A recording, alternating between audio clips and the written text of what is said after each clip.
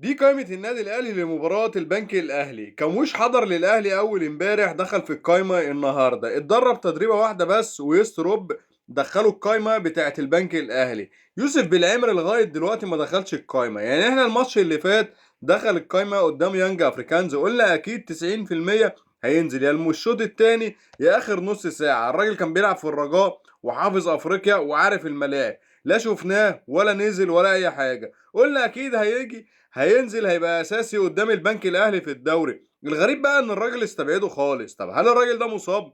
هل الراجل ده مش جاهز؟ لا يا عم، الراجل ده جاهز، والراجل ده النهارده التدريبه كلها لعبها لغايه الاخر. ولو هو مش جاهز يبقى كده في مشكله في الاداره. لو هو مش جاهز بدنيا يبقى كده المعد البدني مش شايف شغله، الجهاز الطبي مش مظبوط. يعني لما الراجل ده قعد مع المغرب طول بطولة افريقيا وكان جاهز وكان بيتدرب معاهم، وجه من البطولة اتدرب معانا وجاهز وبيحضر كل التدريبات، ازاي بقى هو مش جاهز بدنيا؟ لا، الراجل ده جاهز بدنيا، جاهز بدنيا وجاهز جدا.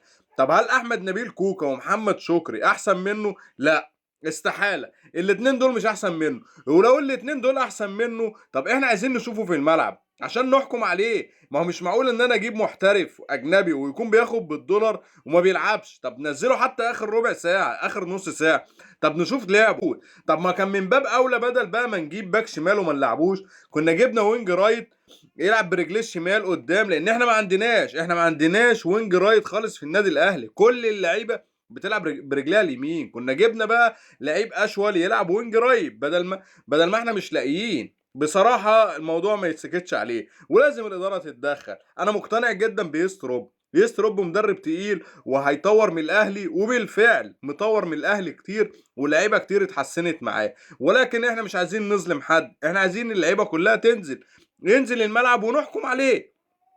عموما اتمنى ان الإدارة تبص للموضوع ويتكلموا مع يستروب. ان شاء الله هنكسب وهنتصدر الدوري.